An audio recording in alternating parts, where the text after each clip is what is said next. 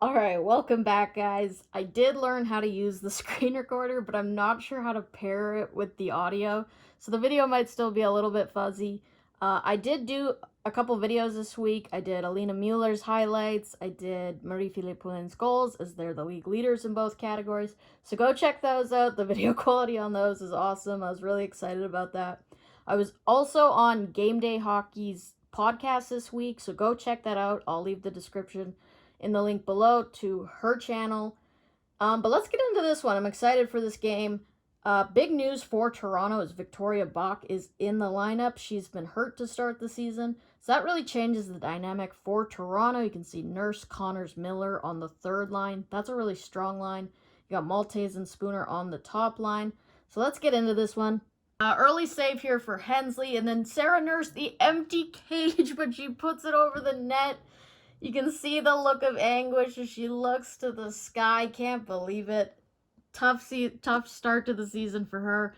Great pass here by Connors. As you can see, she just kind of peeks over her shoulder, sees Nurse, and then backhand on the tape to set her up. So great pass by her.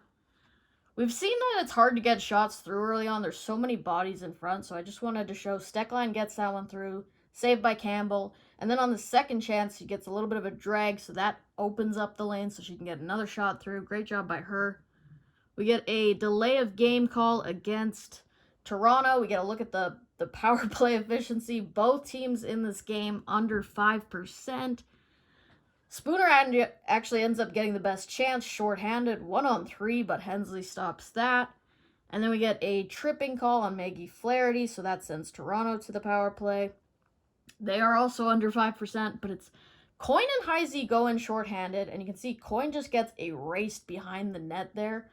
And then Heisey goes for the change, so that creates an odd man rush. It looks like a 2-on-2, but all of a sudden there's help from Toronto. It's a 4-on-2, and it's who else but Natalie Spooner. How good has she been for this Toronto team? I still can't believe she went until the fourth round that she got picked up. She's just so good in and around the net. She scores big goals. You know she brings a lot of leadership to that team. So I can't believe she went so late. That's a huge power play goal for Toronto. They've struggled with that this season, and it ends the period with a 1-0 lead. Great setup by Nurse and Leslie. So that does it for the first period. Shots are 11-10 for Toronto. And it's the special teams that show up. Minnesota's not only struggling on the power play, but they have the worst percentage for the penalty kill as well. So they've got to fix that. It's 1-0 for Toronto going into the second. Early penalty to Allie Monroe for body checking. So Minnesota's going to go to the power play. But they play so far to the outside, they're not able to back up the penalty kill. And as I said in a couple other reviews, you're just not a threat to score when you're that far out. This is really good penalty killing by Spooner. She really does it all for Toronto. And then we're going to get our controversy of the game here. There's a pick at the line. That throws LaRocque off. This goes to the front of the net. Kendall Coyne with a great effort. I mean, she is one of the smallest players in the league. To go hard to the net like that, win the battle in front, that's a great job by her. So happy for Kendall, but I'm sure Toronto fans are not happy with the missed call here. I've seen this called all the time in the NHL. Zach Hyman comes to mind. Any sort of contact at the line with the defenseman is called for interference. It doesn't matter if they back into him, it's still a penalty. You can't take up that space and disallow the defender from getting into that space. So probably should have been a call there. It's a tie game nonetheless. The assists are going to go to Panic and Buckbinder on that. Again, big goal for Kendall Coyne. I mentioned this in their last game. She's really coming on after the year away from hockey, so that's great to see. Krizova, just to a T, showing how to win body position in behind the net. She gets a few chances on Campbell. This game really opened up after that goal. Toronto takes it this way. Zumwinkle with a really strong back check here. She's going to turn that the other way. Transitions. Gets this up to Heisey, who's just going to miss her on the feed back. And then great passing here from that line of Cunnin, Tapani, and Kava. But a great save by Campbell. You can see she comes out as very aggressive on this. That's a nice passing play, but really good save in there by Campbell. She's really settling in now in the season. Comfort with a big hit here, but I think why this is allowed is because it's purely shoulder. She doesn't throw herself into this hit and get the stick up, anything like that. So I think that's why this is allowed and it's not body checking. It's just a shoulder hit. That's my theory anyway. And then Minnesota can't get this out of the zone. Hensley with a terrific save on Howard, but it comes out to Fast, and she roofs it over Hensley. That is her first goal of the year. It's been a rough start on D for her, so it's really awesome to see one go in. This is just a bunch of failed clears by Minnesota as they get pinned in their own zone. It goes up the boards. They can't get it out. This is the chance earlier by Heisey. You can see she got a goal very similar to that, but she just put it over the net. And you can see Shepard's right there, gives it away. You got to get that out of your zone.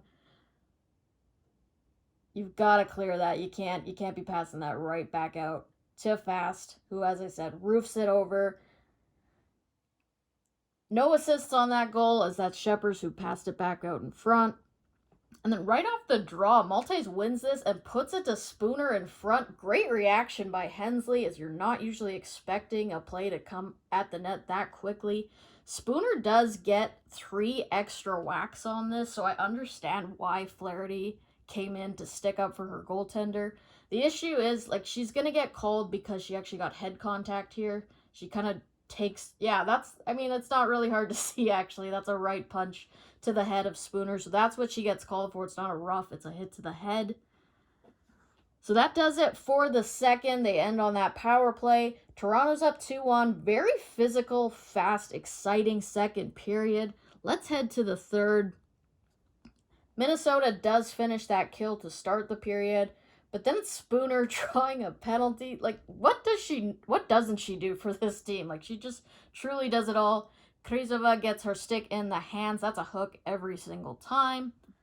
On that kill, Kava just buries Sarah Nurse into the boards. Minnesota does finish that kill, but Toronto does something they haven't really done all year, which is even though they don't score on the power play, they do build momentum. They get time in the zone, and it carries over even once the power play is over. So here they get a 2-on-1 shortly after that power play by Howard. Nice shot. More shots, just really hemming Minnesota in when it's the third period, and Minnesota's down. They're the one who need offense, so great job to get pressure on them by Toronto. Then we get a nice move by Malte here. Throws it up to Spooner, who throws it in front. Backhand tip, it's the captain! Finally, Blair Turnbull. You can see the excitement from her teammates. She finally gets off the snide. That's the 9th game of the season, and she finally gets on the board. Crowd is super pumped to see the captain on the board. Great passing play by those three. As you can see, like I said, Malte makes the little move, and then Spooner hard on the puck, as she always is. That's a great tip in front by Turnbull. The kind of goal you expect to see from her, going hard to the net. No chance for Hensley on that deflection. And Toronto is just pouring it on. That line is still out there on the same shift. Just 16 seconds later, LaRocque blasts it on net. And just like that, it's 4-1. Minnesota fails to clear again, and it's another deflection. This is what it takes to beat a goaltender as sound as Hensley. And this is Spooner again. And so with that goal, she takes over the league lead in scoring with her 7th. If you couldn't tell, I'm pretty excited. I'm not cheering for Toronto or anything. It's just really nice to finally see these big name players getting on the board, and this is what we expected out of them early on in the season, so a little bit of relief just for the Toronto fans to finally get to cheer for their team. We get a good race here between Kava and Fast. Fast is going to win this. Nice little bump at the end to win the puck there. But then she's going to get called for interference in the corner, so late power play for Minnesota. They did elect not to pull the goalie here. I think it probably would have been an empty netter because Toronto was great on this kill, but they decide not to. That's going to do it. What a huge win for Toronto. They beat the league's top team 4-1. Their special teams look great. 5-on-5, they were really quick. They were in on that forecheck. That's what you got to do. That's only Minnesota's second loss in regulation, so this is big for a group that struggled early, as I've talked about a lot this season. And of course, the player of the game is their star, Natalie Spooner. You can see her with her son out there. Another monstrous game. It's really not just the goals with Spooner. You can see she draws penalties. She's a force on their penalty kill. And she scores on the power play. She just does everything. Looking fantastic coming into the game. So this is a big game. Huge goal for Turnbull to get her off the snide. Fast with a big goal, some big defensive plays. The players you expect to be on the board for Toronto were today. So hopefully this is a bit of a turning point for them and their fans. This was the loudest I heard their crowd by far this season. And yeah, that's going to do it. I'm not sure if I'll be doing a review for tomorrow's games, as it's a really busy day for me. I think I might end up doing some sort of a weekend type review with GameDay Hockey on her channel probably, so keep your eye out on my Instagram. I'll have all the updates on there. But I hope you enjoyed this one. Check out the Instagram for updates. Check out the other videos I did this week. I'm working hard on those, on using the screen recorder and all that, so hope you enjoyed. And as always, P-Dub, peace out.